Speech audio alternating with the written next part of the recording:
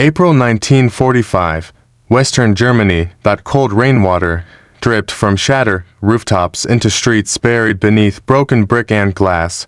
Smoke still hung over the town from an air raid 3 nights earlier. Along the remains of a narrow road, civilians emerged slowly from basements and collapsed shelters, their faces pale from hunger and exhaustion. Most carried nothing except blankets, cooking pots, or children, the weak to walk alone. Then the sound appeared, engines. An American convoy rolled carefully between the ruins. Olive-drab trucks splashed with mud from weeks of fighting across the Rhine. Rifle barrels pointed outward as soldiers watched the silent streets, windows opened cautiously. Above them, curtains moved. Elderly women crossed themselves in fear. Near the edge of the road, several orphaned children stood motionless beside a burned tram car, staring at the unfamiliar soldiers. One American reached into his field jacket and tossed something small toward them. Chocolate. For a moment, nobody moved. Then one of the children began to cry, and nearby German civilians, watching from the ruins of their own country, suddenly wept with them. The reaction was not only about hunger. It was the collapse of everything they had been told the enemy would be. Beyond those shattered streets, Germany itself was beginning to realize the war had already ended in ways no weapon could stop. By the spring of 1945, Nazi Germany was no longer fighting for victory. It was fighting against collapse. Only months earlier, Adolf Hitler had promised that Germany would unleash new weapons capable of changing the course of the war. State newspapers still printed declarations of final resistance. Radio broadcasts insisted that German armies would push the Allies back toward France, while the Soviet advance in the east would somehow be stopped before reaching Berlin. But across the country, ordinary civilians could already see the truth. Entire cities had become fields of rubble. Cologne's cathedral stood above streets that looked like earthquake zones. Hamburg still carried the scars of firestorms that had killed tens of thousands. Rail stations lay shattered beneath Allied bombing campaigns designed to destroy Germany's ability to move troops, fuel, and food. Electrical systems failed repeatedly. Water lines collapsed beneath damaged roads. At night, many neighborhoods disappeared into darkness except for the glow of distant fires. The war no longer existed only at the front. It lived inside homes, schools, hospitals, and shelters beneath the streets. After the Allied breakout from Normandy in 1944 and the failed German Ardennes offensive during the Winter Battle of the Bulge, American, British, and Canadian forces began advancing steadily toward the Rhine River, the last major natural barrier protecting Western Germany. Villages that had not seen combat for centuries suddenly found tanks moving through their streets. Refugees crowded the roads carrying whatever possessions remained after air raids and artillery bombardments. Food had become one of the greatest fears. German ration systems, already strained after years of war, began collapsing entirely as transportation networks failed. Bread lines stretched for hours. Potatoes disappeared from markets. In many towns, civilians scavenged frozen fields searching for abandoned vegetables beneath the snow. Children suffered the fastest. Malnutrition spread through orphanages and refugee camps where supplies could no longer arrive consistently. Yet fear of hunger was matched by another fear carefully cultivated for years by Nazi propaganda. Joseph F. Goebbels' Ministry of Propaganda had spent much of the war portraying Allied soldiers, especially Soviet troops, but also Americans, as destroyers who would murder civilians, burn towns, and erase Germany itself. Posters warned women to hide from invading armies. Newspapers described Allied troops as criminals motivated by revenge. Rumors spread faster each week as the front drew closer. In many German towns, civilians prepared cellars not only for bombardment, but for what they believe would follow occupation. And as American forces crossed deeper into Western Germany, millions waited in terrified uncertainty to discover whether any of those warnings were true. During the final months of the war, Germany became a nation filled with movement. Columns of refugees stretched across frozen roads from East Prussia, Silesia, and Pomerania as civilians fled the advancing Soviet army in the east. Horse-drawn wagons carried entire families through snowstorms beside military convoys moving in the opposite direction. Children slept beneath blankets piled over carts, while elderly civilians walked for days with swollen feet and almost no food. Luftwaffe aircraft were rarely seen anymore. Fuel shortages had crippled transportation networks in many areas. The German state itself was beginning to disappear. Inside the cities, survival became a daily calculation. In Berlin, civilians searched bomb craters for pieces of coal. In Dresden, survivors wandered through blackened streets after the devastating February 1945 bombing raids that killed tens of thousands in a single night of fire and destruction. Hospitals operated without medicine, schools closed indefinitely, water pumps failed beneath damaged infrastructure, entire districts smelled permanently of smoke, wet concrete, and decay. Children suffered worst of all. Thousands had lost parents during bombings or military evacuations. Others became separated during refugee movements across collapsing front lines. Some wandered rail stations alone searching for relatives who would never return. Aid organizations struggled to function as transportation and communication systems broke apart. By early 1945, large numbers of orphaned or displaced children survived only through charity, scavenging, or military leftovers. At the same time, Allied armies entering Germany faced their own difficult reality. American soldiers crossing the Rhine in March 1945 had spent months fighting through France, Belgium, and the Netherlands. Many units carried memories of brutal combat from Aachen, Hürtgen Forest, and the Ardennes. Casualties remained heavy even as Germany weakened. Entire platoons had been destroyed during winter offensives. Soldiers who entered German towns often expected fierce resistance, hidden snipers, or fanatical last stands organized by Hitler Youth units and remaining SS formations. But what many American troops encountered instead were starving civilians and terrified children. Military occupation policy quickly became more than simple battlefield control. American commanders understood that feeding civilians would help stabilize conquer regions while preventing chaos and disease. Emergency food distribution points appeared behind advancing front lines. Army kitchens sometimes provided soup or bread to civilians after combat ended in nearby areas.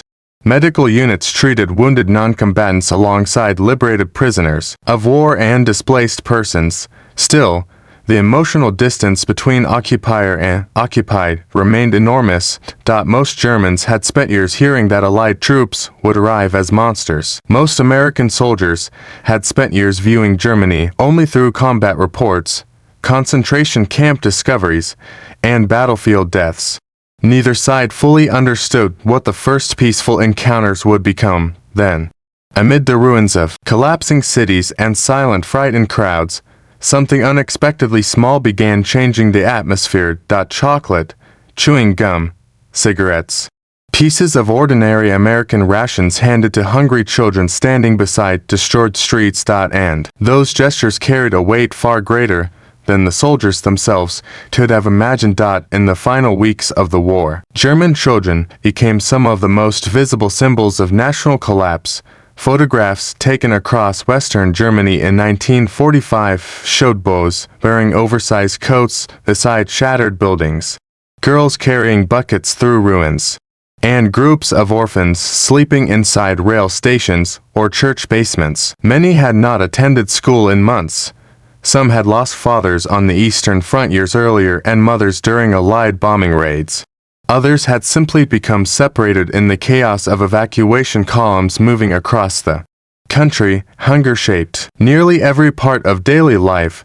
Children searched rubble for firewood and scraps of metal that could be traded for food. In heavily damaged cities, they waited outside military kitchens, hoping soldiers might leave behind leftovers.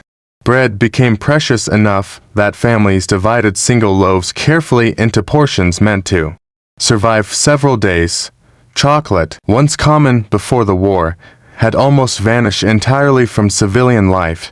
For many young Germans, American soldiers were terrifying figures at first sight.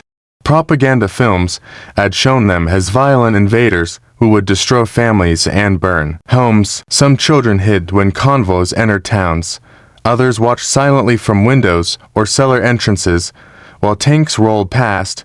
Yet again and again, witnesses later described similar moments. Soldiers reaching into ration bags and tossing chewing gum, canned food, or chocolate toward frightened children standing nearby. The emotional effect could be overwhelming, not simply because of hunger, but because children reacted before adults did. Fear disappeared faster among the young. A piece of candy could suddenly break weeks of terror and silence. In some towns, children became the first civilians willing to approach occupying troops directly, and nearby adults watched those moments carefully, uncertain whether to feel relief, shame, or disbelief. The soldiers entering Germany in 1945 were not arriving as humanitarian workers. Most had crossed battlefields filled with burned vehicles, artillery craters, and dead friends. Infantry divisions advancing into Western Germany carried memories of brutal winter combat during the Battle of the Bulge, where freezing force and German counterattacks had killed thousands of American troops. Some units had fought continuously for months with little rest inside their packs. However, soldiers carried items that would soon become unexpected symbols of the occupation. American field rations often included Hershey chocolate bars, powdered drink mixes, canned meat, chewing gum, and cigarettes. To exhausted troops, these were ordinary military supplies. To starving German civilians, they appeared almost unreal. Many soldiers later described shock at what they encounter inside German towns. Propaganda in the United States had portrayed Germany as dangerous, fanatical, and deeply militarized. Yet behind the front lines, troops increasingly found elderly civilians, frightened mothers, and children weakened by malnutrition. War correspondents traveling with American armies noted how quickly some soldiers shifted from combat readiness to compassion once active fighting stopped. There were practical reasons as well. Hungry civilian populations created instability. Feeding children sometimes reduced tension inside occupied areas, but many moments happened spontaneously and without orders. Soldiers standing beside trucks simply handed food to nearby civilians because the destruction around them felt impossible to ignore. One veteran later recalled children staring at chocolate like it was treasure from another world. For troops who had spent years fighting Germany, those reactions created emotions many did not expect to feel inside enemy territory, and for civilians watching from ruined streets, the image of armed American soldiers feeding children began quietly, dismantling years of fear. For more than a decade, the Nazi state had built its power partly through fear. By 1945, many German civilians had spent years hearing warnings about what enemy occupation would bring. Newspapers described Allied soldiers as ruthless destroyers. Radio broadcasts claimed invading armies would loot homes, execute civilians, and erase German culture entirely. Mothers were told to protect daughters from approaching troops. Children grew up believing foreign soldiers represented chaos itself. As Allied forces entered Western Germany, those fears followed them into every town. Families hid inside basements listening for boots outside their doors. Some local officials distributed instructions for civilians preparing for occupation. In isolated cases, Nazi authorities encouraged resistance even after military defeat had become unavoidable. Rumors spread constantly through refugee columns and crowded shelters. Few people knew what was true anymore. Then came moments that contradicted everything. American trucks arrived carrying food instead of executions. Soldiers handed chewing gum to children standing beside ruined roads. Military kitchens distributed soup in damaged neighborhoods. Doctors treated wounded civilians. In many towns, civilians watched armed troops behave with restraint despite the destruction surrounding them. The emotional impact was profound because it created confusion before relief. Some civilians reportedly refused food at first, convinced it might be poison or part of a humiliation tactic. Others simply stared in silence, unable to reconcile reality with years of propaganda. Elderly women who had expected brutality suddenly saw soldiers sharing cigarettes with exhausted refugees or carrying injured children toward aid stations. None of this erased the violence of war. German cities still burned. Combat continued elsewhere. Allied bombing campaigns had killed enormous numbers of civilians, and occupation policies could still be harsh, but the immediate collapse of propaganda narratives changed the atmosphere inside many occupied regions almost overnight. And nowhere was that change more visible than in the reactions surrounding children, because once fear began breaking in front of civilians' eyes, the emotional foundation of the Nazi regime began collapsing with it. Chocolate was never dust candy in wartime Germany. By 1945, it represented a world that had almost disappeared. Before the war, chocolate shops and sweets had been ordinary parts of German city life, but years of rationing, shortages, and collapsing trade networks transformed sugar and cocoa into rare luxuries for many children. The taste itself had become a distant memory. American soldiers carried it casually inside field rations. Hershey bars designed for military use were produced in enormous quantities during the war. Troops often traded them, saved them for long marches, or carried them untouched in their packs. Yet when these same bars appeared in destroyed German streets, civilians saw something far larger than food. Chocolate represented abundance. It represented safety, stability. A country untouched by bombing and starvation. To hungry children standing among ruins, it seemed almost impossible that soldiers could hand it away so freely. Some civilians later described watching children unwrap chocolate slowly, trying to make the moment last as long as possible. The symbolism extended beyond hunger itself. In occupied towns across Germany, chocolate and chewing gum became among the first personal interactions between civilians and Allied troops. Small gestures carried enormous emotional weight because they arrived during total collapse, when trust in government, military victory, and even the future had already shattered. Years later, survivors would still remember those moments in extraordinary detail. Not the exact names of divisions or commanders, not military maps or speeches, but the sight of American soldiers reaching into their pockets while children stood silently in ruined streets. And as these encounters spread across occupied Germany, they began marking the emotional boundary between the war that had destroyed Europe and the uncertain peace beginning to replace it. April 1945, across Western Germany, the war was ending street by street.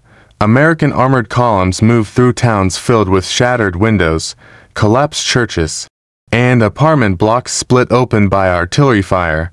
White surrender flags hung from balconies, aid black by smoke. In some places, fighting still erupted suddenly from hidden machine gun nests or isolated SS units refusing to retreat. But, in many towns, resistance had simply dissolved beneath exhaustion and inevitability.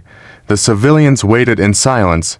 In the city of Cologne, one of the largest urban ruins in Europe, families lived inside cellars beneath mountains of broken stone. In smaller towns along the Rhine, frightened residents gathered behind curtains as American vehicles rolled through empty streets.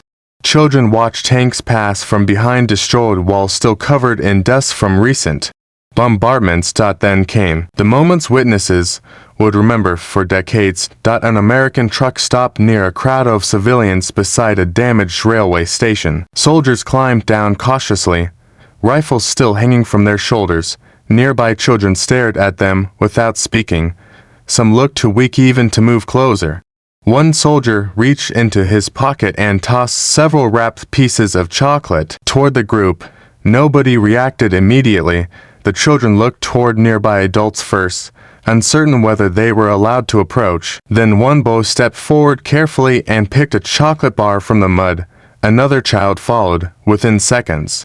Several children surrounded the soldiers, while civilians watched from a distance in stun silence. War correspondents and occupation reports describe similar scenes throughout the spring of 1945. chewing gum handed through truck windows, canned rations shared beside refugee columns. Soldiers lifting frightened children onto vehicles to distribute food more easily. In many places, civilians began crying openly during these encounters, not because the food itself could solve the catastrophe surrounding them, but because the gesture contradicted years of terror and expectation. Some American troops appeared uncomfortable with the emotional reactions. Many had entered Germany expecting hatred. Others had recently witnessed concentration camps and carried deep anger toward the Nazi regime. Yet the sight of starving children standing among ruins forced soldiers into encounters had felt deeply human rather than military. Photographs from occupied Germany captured the strange contrast repeatedly. Battle-hardened infantrymen, still covered in mud and exhaustion, standing beside smiling children clutching chocolate bars larger than their hands. Elderly women wiping tears from their faces while American convoys passed through silent streets, civilians staring at food distribution lines with expressions of disbelief more than celebration. For Germany, these were not merely isolated acts of kindness, but they became visible proof that the world beyond Nazi propaganda still existed, and as American forces pushed deeper toward the final collapse of the Third Reich, those moments began spreading from town to town faster than official announcements ever could. By late April 1945, the collapse of Nazi Germany could no longer be hidden from the civilian population. Berlin was surrounded by Soviet forces in the east. American and British armies controlled huge sections of western Germany. Rail movement had nearly ceased in many regions. Telephone lines failed constantly. Government authority disappeared town by town as local officials fled, surrendered, or simply abandoned their posts. The promises of final victory that had filled German radio broadcasts only months earlier sounded detached from reality itself. But while military defeat unfolded on maps and battle reports, another transformation was happening quietly inside occupied streets. Word spread rapidly among civilians about the behavior of Allied troops. Refugees arriving from nearby towns described American soldiers distributing food. Mothers spoke about children receiving chewing gum and chocolate from convoy arrivers. Priests and local officials reported that occupation forces were establishing feeding centers rather than carrying out the mass reprisals many had feared in damaged cities. Civilians began approaching American positions cautiously in search of medical aid or supplies, but the psychological effect reached far beyond relief. For years, the Nazi regime had relied upon fear to maintain loyalty during catastrophe. Even as defeat became obvious, propaganda insisted surrender would bring annihilation. But once civilians personally witnessed enemy soldiers feeding hungry children, the emotional structure supporting those warnings began collapsing at extraordinary speed. In many areas, resistance weakened alongside that realization. German civilians increasingly pressured local authorities to avoid unnecessary fighting that could destroy remaining neighborhoods. Thus, hometowns surrendered quickly to prevent artillery bombardment. Others removed Nazi flags before Allied forces even arrived. The atmosphere changed from fanaticism to exhaustion, then from exhaustion to survival. Children often stood at the center of those scenes. American soldiers tossing candy from trucks became one of the defining visual memories of the occupation's earliest days. News photographers captured children smiling beside tanks only hours after combat had ended nearby. In some places, civilians who had hidden indoors during the arrival of Allied troops slowly emerged only after seeing children approach soldiers safely. The symbolism was impossible to ignore. The Third Reich had promised strength, sacrifice, and national glory. It ended with starving civilians standing among ruins, while enemy soldiers distributed food to orphaned children. Even many American troops sensed the historical weight of what they were witnessing. They had crossed Europe through years of destruction, fighting one of the deadliest wars in human history. Yet now the conflict's emotional conclusion often appeared not through gunfire, but through small exchanges and broken streets. the chocolate bar pressed into a child's hands, a cigarette shared with an exhausted civilian, a frightened crowd, realizing the nightmare they expected was not arriving in the form they had been told.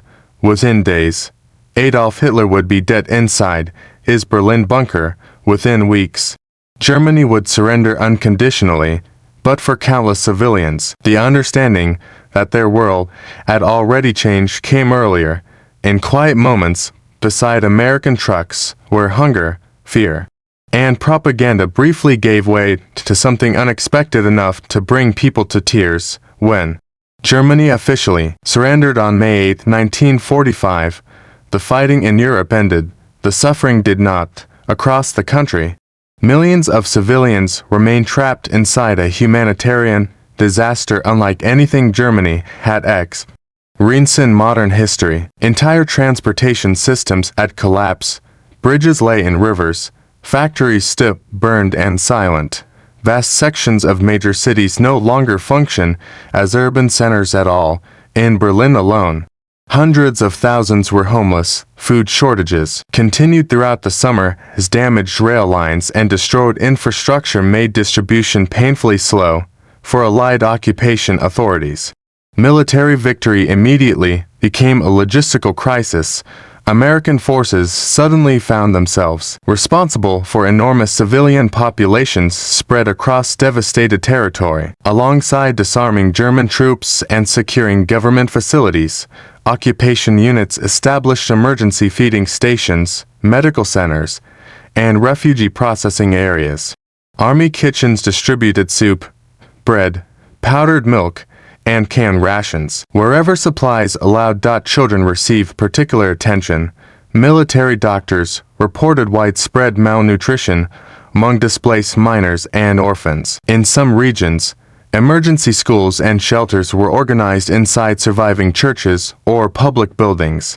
Aid workers attempted to reunite separated families, while military vehicles transported children away from heavily damaged urban districts, where disease and starvation remained serious threats. At the same time, American soldiers continued discovering evidence of the regime they had defeated. The liberation of concentration camps such as Buchenwald and Dachau exposed atrocities that shocked even experienced combat veterans. Newsreel footage of emaciated prisoners and mass graves spread quickly among occupation troops and civilians alike. German citizens in nearby areas were sometimes forced to witness camp conditions directly as part of denazification efforts designed to confront the population with the crimes committed under Nazi rule. This created a complicated emotional atmosphere throughout occupied Germany. Compassion existed beside anger, relief existed beside guilt and devastation. American soldiers who handed food to children could, within the same week, encounter evidence of atrocities committed by the regime those civilians had supported or endured. Civilians themselves struggled to reconcile personal suffering with the wider destruction Germany had unleashed across Europe. Yet despite shortages and tensions, the small gestures continued. Chocolate, chewing gum, cigarettes, canned food. These remained among the first human exchanges between occupiers and civilians, rebuilding shattered daily life, and as ruined streets slowly filled again with movement instead of gunfire. Those encounters became part of a larger transformation, already beginning across defeated Germany. As the months passed, memories of combat slowly gave way to memories of survival. German civilians who endured the final year of the war often remember destruction first: the bombings, the hunger, the fear inside shelters during air raids. But many survivors also recalled remarkably specific moments from the occupation itself: a soldier sharing bread beside a convoy, a child receiving chewing gum for the first time, chocolate handed out in streets still covered with broken glass. Those details remain vivid because they arrive during absolute collapse. For children growing up in post-war Germany, American candy became one of the earliest symbols of a completely different world. In occupied cities, youngsters sometimes followed military vehicles asking for chocolate or chewing gum from passing troops. Photographs from the late 1940s captured smiling children beside American jeeps while ruined buildings still stood in the background. The contrast seemed almost surreal. Traces of catastrophe existing beside signs of recovery already beginning. The United States soon moved beyond simple occupation policy toward long-term reconstruction. By 1947 and 1948, American aid programs expanded dramatically through what became known as the Marshall Plan, designed to rebuild Europe, shatter economies, and prevent further instability. Factories reopened, rail lines were repaired, food supplies improved gradually after years of rationing.